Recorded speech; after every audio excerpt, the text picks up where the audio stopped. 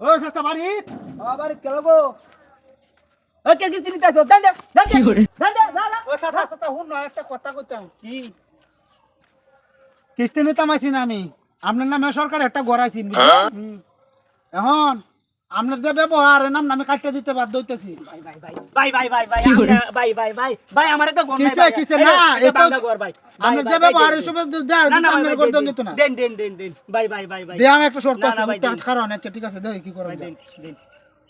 ভাই দিতার আমার ভাই? একটা ঘর দেন কিছু দিতে ভাই কত 5000 টাকা লাগবে ভাই আমার এটি সব সময় লোক এইটা আচ্ছা এটা দেন সমস্যা নাই নেন কেমনে